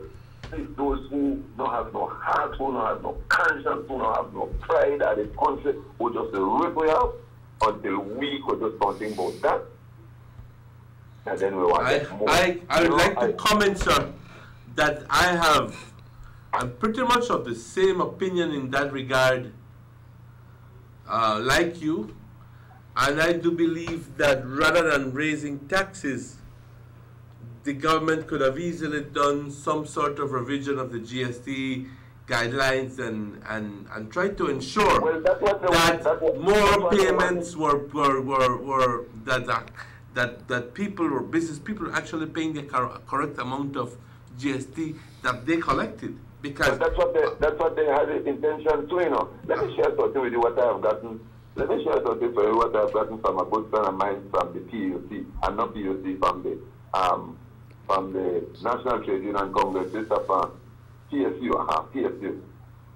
When the PSU and the BNTU, along with the other union members, the Christian Workers Union, the other unions, I think where the Social Security, the Water Energy Union, the Water Union, and so when they met together, the discussion way back was about increase of salary now.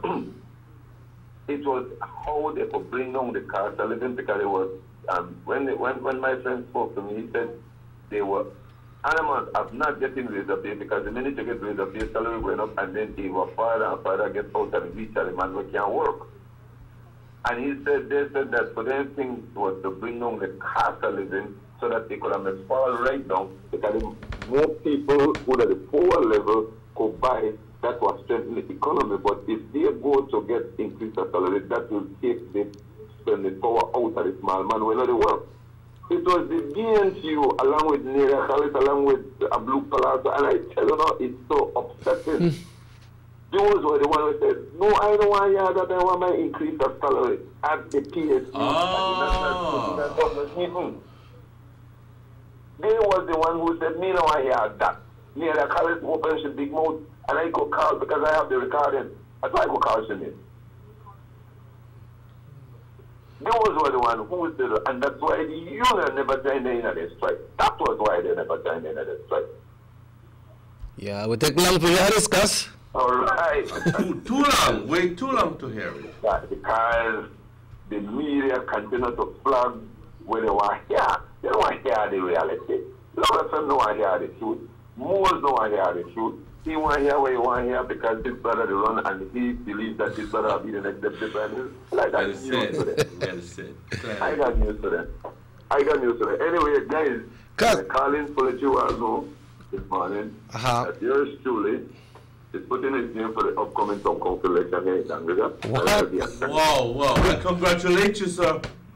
Yes. So Congratulations. And there's a lot of issues. My platform will not be about how much roads you could build, how much streets you could build, because that is like when you have your children, you have to feed them, you have to clothe them, you have to give them education. That is automatic. If you don't do that, then you don't know a father or a mother. Yeah. However, I am interested in terms of getting entrepreneurs into Dangrida. I am interested in making us the culture capital, that people could come on a weekend and small business that want to occupy the beach. We have a beautiful beach where we know they occupy, where small business could set up, where people can Orange Walk, Corozal, Belize, Kayo, Belmopan, could come to Dangrida and enjoy what their cultural activity as different cultural events, different cultural food being provided and make, and you could buy and take home and enjoy the Caribbean Sea at the same time. So it will be a thing where small people will be empowered in their own leeway. That's my goal and objective. And the other part about it is working closely along with the with the people who reduce the cost of living, because again the Chinese are the repair, and working closely along with them to minimize the increase, because like over the holiday here, since nobody is scrutinize them, so when you go to the shop, when this was B125, now they're 150. When that B110, now they're 130. They increase the price when the holiday, because people could rush in and buy, and after the rush, they bring back the price down, and then they don't give receipt. A chance the people, Chance, exactly. And that's why I insist that until we could put a good system in place, but it can't be only government for the national issue. It has to be on a municipal side where we have what you call a consumer protection under watch. We're now looking out in terms of monitoring these stores, having these stores being checked and balanced so that they know cash flows with people. We need that. And so that the people have enough money. May I share a comment, sir? May I share a comment? You know, I have mentioned these things about how government needs to put in more control into the GST collection in order to maximize the revenue. And I've shared this on countless times, so much so that sometimes I sound like scratch record. And I'm going to comment off the air to the gentleman. But what accompanies that feeling is out of frustration. Because you see this still being perpetuated. You see this still being, you go to the stores and nobody cares. Some stores. To some stores. Yeah, some stores. And nobody cares about it. And not even does the store owner not care and still continue avoiding giving GST receipts. But more important enough, the very people, despite the fact that we are singing it on a daily basis almost, they don't care about asking for a simple receipt from the grocery store for their products. It's not because you need the receipt, you know. But it's very simple because you need to ensure that the money that you are paying in as tax to the government is being reported by that store owner, is acknowledged by that store owner that he received it. And in turn, you expect the system, the GST collection system, to kick in and for them to follow up with that. But if you got a store and you spend $100 in groceries and they don't give you a receipt, that means that that individual, that store owner, has literally robbed you of $12 worth of money. $12. And that's 100% profit for you. For your receipt, because he doesn't have to put it in as a receipt, as an income to government. So he take that 12. So he takes that $12 for himself, your money. And I mentioned this on a number of occasions, and I don't know if it comes in through here and goes out through the other end. It no matter if that's $3 you spend, Joe. It no matter if that's $5 you spend. Don't care about asking. Go to shop and then still they're not gonna receipt. No, I don't want a receipt. But they're robbing. It doesn't mean that they're getting back money into your pocket. But I'm just asking for you to be a little bit more civic-minded, and to request your GST receipts from businesses, man. There are certain businesses that are not registered for GST, so they can't give you a GST receipt. And you may not need a GST receipt in the first place, but believe me, ask for it, even if you're throwing it away when you go down to the shop. But ensure that the money that you are paying in to that store owner, he discloses that he's going to, that he acknowledges that he received this money, and part of it is tax, because part of the money you pay in is taxes that are supposed to be passed on to the government. But if the store owner does not give you a receipt, he and thief your money. Yeah, but some people, very simple put. Some people feel like me no want no receipt because me no want the government get the money neither. So they prefer the shopkeeper get it. But then who has that mentality? Me no want I hear somebody say that already. Me no, yo no voy a agarrar ese recibo porque el dinero va para Dean Barrow. Pero qué tontería. You know, but that money goes to the development of your country. Qué tontería, perdóname, pero qué tontería. Esto es para desarrollar, esto es para que tus hijos puedan ir a la escuela. Porque esos son los dineros que pagan los salarios de los maestros. Pero qué tontería. And I don't know where people get their one from, but I'll quote from this one, that true, the Chinese are ripping off with the help from the government and employees at GST. This is a text somebody sent. So I said that me to say it, that one text somebody sent. We're getting constant reports about that. Constant reports about GST employees. And doing the report for the grocery store. Emmanuel, it is a shame for these shop owners to be ripping off the people. But if the GST people are working with them, it's a worse shame. Can they rip off their own country? Yes. And rip off the poor people? Exactly. You understand? And I am going to be honest with you. And I don't know where this will go. But I think that, and like I mentioned to you, I have personally called in and complained about some stores. I didn't have to. I didn't have to, ladies and gentlemen. It's just that it was my responsibility. It's your right. It's my responsibility to do it. My right and my responsibility. My responsibility and also my right to do it. But can I tell you, can I share with you again for the umpteenth time that it almost fell on deaf ears. So, which made me even more frustrated. You know why? Because I know of people who pay GST to the last cent, while others are reaping off the system. And if they collect $10,000 in GST per month, they report $3,000, $4,000, and you wonder why you see them in brand new Toyota 4Runners and Land Cruisers and so forth. Yeah, why somebody could live in a casino? Or some of them live in casinos is because they literally, some of these store owners are literally stealing your money. I said it. Oh. Yep. No están reportando sus impuestos al gobierno. Y es dinero tuyo. How do you think that some up at the end of the day, if they check that GST cash register and check that big board draw, what you think that got more money? The board draw. That one, Joe?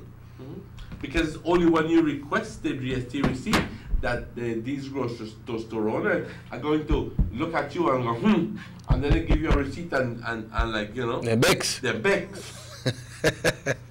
Them Bex because you want transparency for your own money. They're Bex because they can't rip you off. Yes. Así que los invito, cuando vayan a las tiendas, en particular, pidan su recibo. Pídanlo. So when, porque si no, te van a, aunque lo tires más luego. Pero haz que él te reporte ese recibo, es que él recibió ese dinero. Y yo no estoy en pago de GST por decir esto, pero simplemente mi responsabilidad como ciudadano me insta a decir esto. How much you bring to one of the shopkeeper, Emmanuel, if that big board draw there, bring in $50,000 for the week? If it's $50,000 for the just week, either a big board. $2.5 million, and it's clearly about $200,000 worth of GST that the government is losing there. Yep, and your money, that's why, like Emmanuel said, they could browse boat in a big time ride. They could have what we can have, you know, off our own money. And if you wonder why the man can do what you can't do, it's because he's literally stealing your money. Yeah, and then when we talk about what the development of the country, then the money not go in. Because pero ahí vamos, como tontos. Y no les pedimos recibo. Y porque no quieres atrasar la cosa, pues que se atrase. Pero tú pide tu recibo. Yo les pido, pídanlo. Si marca GST que está registrado, tú pídelo. You know that, tienen que dártelo. You know the big shop there, Emmanuel, if you enter in a Corozal, there's so much on the street side. If you go in a Corozal, say right at Orange Walk, as you enter Orange Walk, you meet there. Going out to Orange Walk, you meet there. As you enter San Ignacio, you see one lot there. In the city, one lot there, the city too. The Danriga, all over one lot there. Hello, good morning. Good morning. San Ignacio. Can I give a comment? Yes, sir. Go ahead, sir. I'm on there. Yes, sir. You're on here. Go ahead. All right. Thank you. Good morning. Morning, sir. There is some of these people who have shops also, right? That when you go to, there are some people who lower the volume of the television, sir. Then you and I can have a discussion. Okay. All right. What I'm saying is that there are some people who have shops. When you go there, if the article is, let us say, $3.23, they say $3.25, and then you tell them, listen, it's $3.23. Why are you charging me $3.25 when this register marks $3.23? They say we wrong the tap. Now that's they're giving you already 2 cents immediately in front of your face, right? And then if you want to request your change, they say you have the 1 cent. I mean to say our currency has 1 cent, right? They should have that to give you. That's now, right. They think I argue and they say, but if it is 3.22, we say 3.20. Well, that's fine. If it's 3.22, you can say $3 and I don't mind. But give me my change. Understand me? That's right. Exactly. So I think that is one of the things that we have to agitate and say, come correct, man. Come correct, because the minute you start to take my change, then it means that you could do it for other things. So have you been? You've done illegal. You've done bad. Have you been to a store, particularly to a Chinese store, and you have taken and you're buying, say, a can of sardines for $1.25, and you have taken 1 cent pieces? You know, most of them refuse it. Oh, well, look, refuse a 1 cent piece. They don't want it. That's bad, no, because then that's our money. They are disrespecting our country's currency. Thank you, sir. No, I make no nice. You just take it easy, you know. And you know, like I think vas con fulanito ahí por la esquina con el señor Vázquez o con los, como se llama, te va a ganar los centavos. Porque el respeto de su propio dinero. Pero esos extranjeros vienen y te rehusan tu propio dinero en tu propio país. And they rip off. Y te roban los impuestos. No, man. Yeah, that now a very serious thing. It not only affect people, like one time you go and you buy and they'll give you a receipt, that not only you personally, they affect them, and they affect the whole country. That when they rip you off, they rip off the whole country. Es que requiere de un tipo de pensamiento diferente. Porque la gente principalmente se limita su pensamiento, su justificación de pedir un recibo, simplemente por el beneficio inmediato que ellos van a tener con tener un recibo en la mano. No hay ninguno, compañeros, no hay ninguno. Si es que estás viendo simplemente las cosas aquí a 2 centímetros de tu nariz, no hay ninguno, ¿ok? Pero, si es que estás pensando como buen ciudadano, hay todas las razones en el mundo para pedir los recibos. Hello, good morning. Yeah, yes. Just lower the volume of your television for us, please. Yeah, Papi, just lower the TV for you, Papi. Just lower the TV.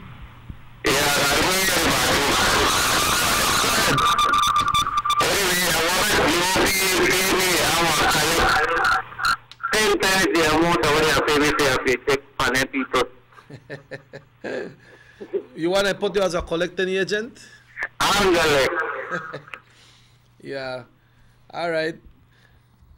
No, but Emmanuel, that's true, you know, and then the thing they really erupt you when you talk about it, because you see they happen every day. Every day, and nothing is being done about it. And at the end of the day, believe me, it's a frustrating process. They should never ask you if you want a receipt. It should be immediate. They should be automatic. Yeah. Yes, I understand if the question comes, would you like a receipt off the machine, or if you'd like a receipt, a written receipt, handwritten receipt? Yeah, but you should get a GST. That one is directed to you, Emmanuel. This is a message that we get. Yeah, a message, yes, a message. I don't want you to think that, Mr. You see, Mr. That's true, because here in Corozal, these guys when just do, you always see them in high profile, top of the line, because in their uniform. Next, what about the clerk of courts know their jobs? What about the people's money they never got?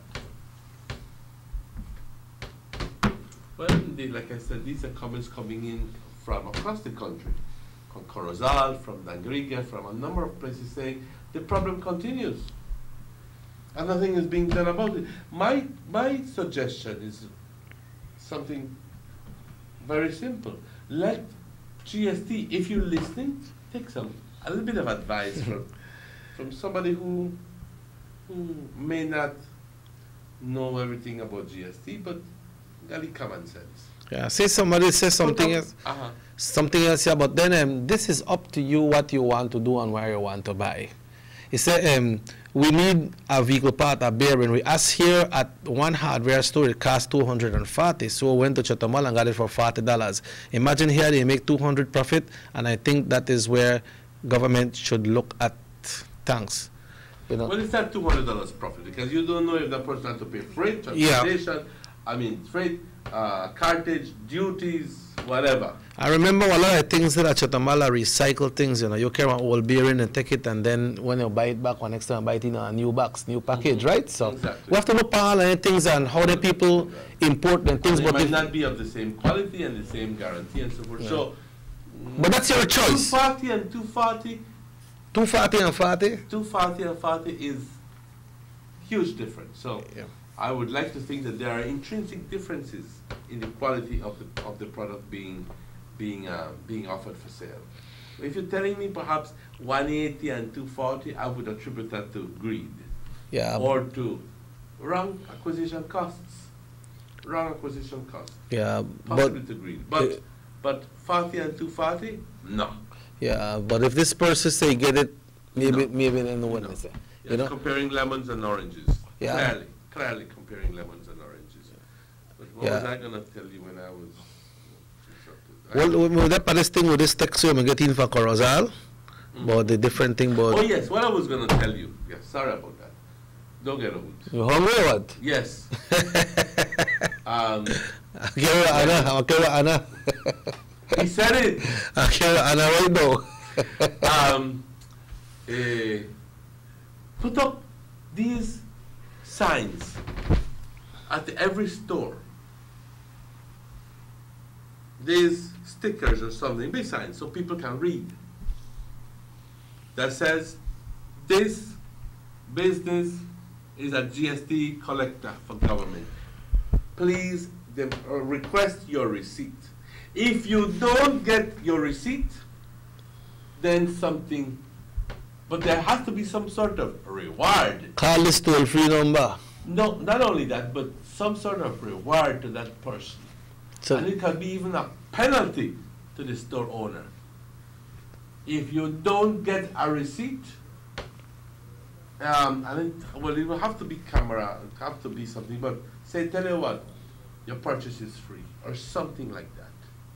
Yep, true. Yeah. Your purchase is free. Mind you, some people, what immediately comes to my mind is that perhaps some people are going to want to take advantage of it. How about the thing I walk out? You're never giving me a receipt and they chew on it, you know. They'd be chewing on it. Yeah. You know, and then that's where the problems will begin. But you have to have some sort of camera surveillance to ensure that the person gave a receipt. But something to that effect, where it would be demanded of the store owner to give you that receipt immediately. Immediately. You know what I mean? And all this hype from GST saying, oh, you have to get your cash registered, you can't get a old one, you have to get a brand new one, because when you come with a port, with a USB, pile of crap. I don't think they've ever done that. Well, last year was fallen into complacency. We go to shops every day, Emmanuel. Can you recall the last time you saw a GST officer at one shop checking on these people? Huh? No, I haven't. And we go to shop every day, right? Yes, I haven't. We said sometimes then things in the office, you have to get out of the office or go in the fields. And the thing is that the store owners are continue doing this practice and don't feel no way about it. In other words, you go to some of them Chinese stores right here. Boss, I'll give you this, you buy a pong of rice, you buy this, you buy your sardines, you buy your chicken, your juice, what you call it, and $12.50. Bam, you pay $12.50, you give up to $10 to $12, they give $10.50 back. You think and you feel that there's nothing wrong? Yes, there is something wrong with that. But they don't feel no when they rip you off. They don't feel no when they rip you off. There's something wrong with that, they just stole some of your money. That's what's wrong with that. And it happens every day. It's happening right now. Right now that we speak, it happens right now. Because people buy right now.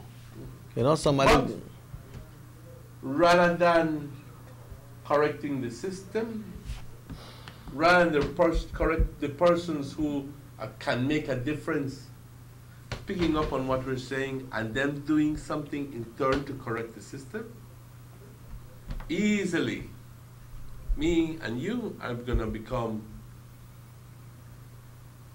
victims of circumstance. and are going to be viewed not so well by the store owners. I'm going to hang a really big mouth while I talk about weed. Yeah, treat you bad in the way there? Not really.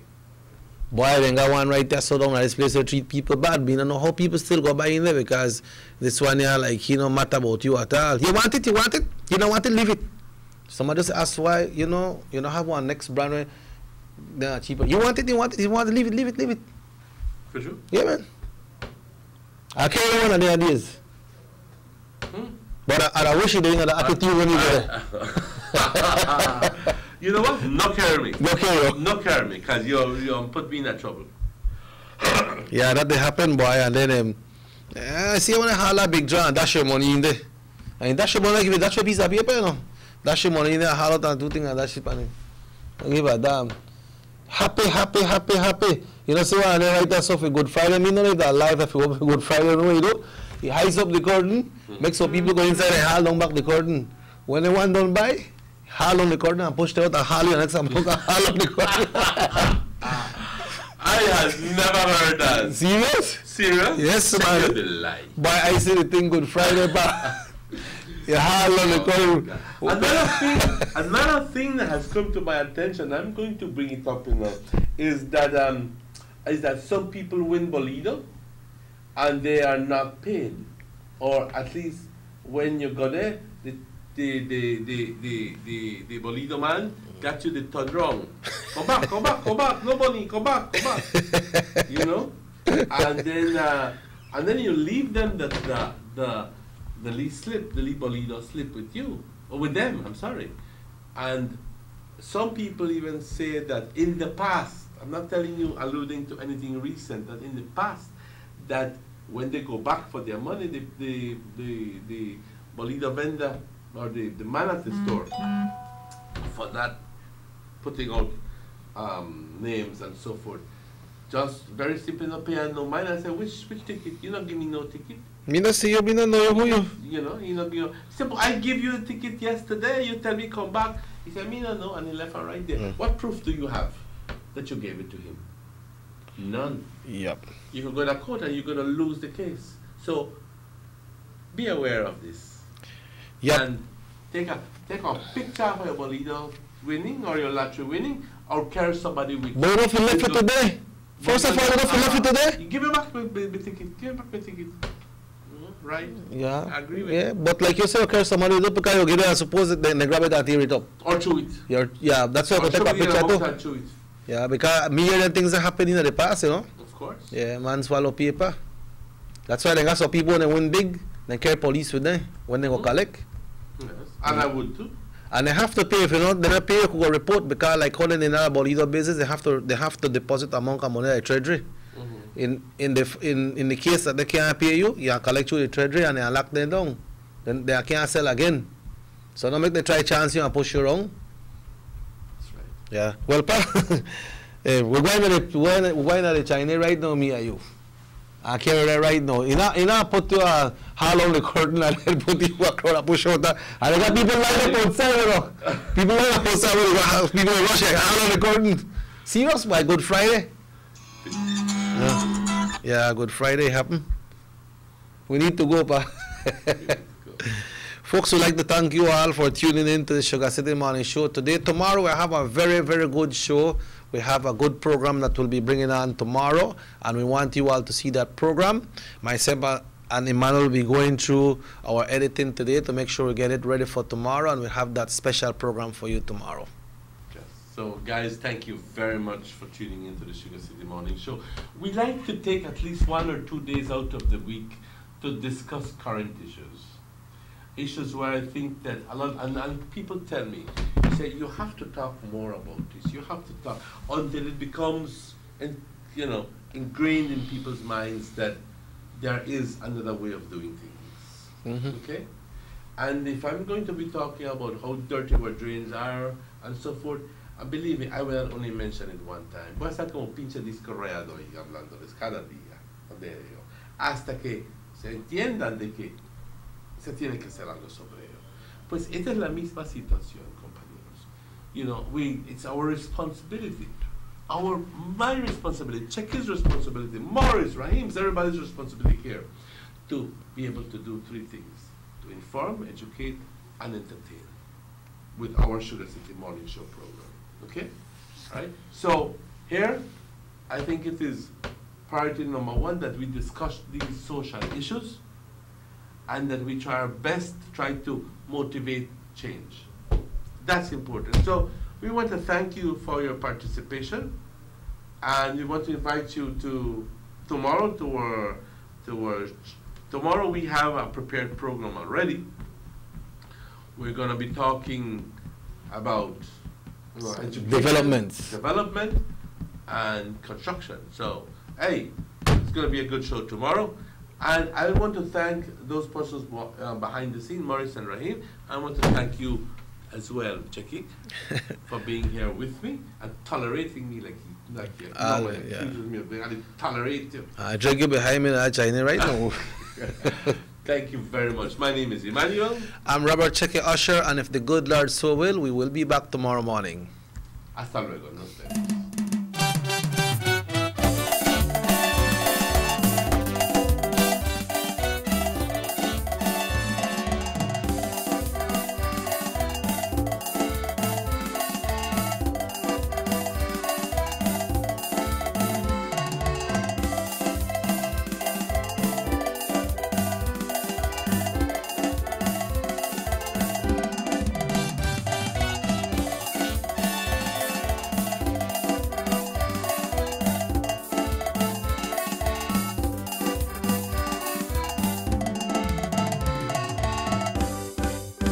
Sugar City Morning Show.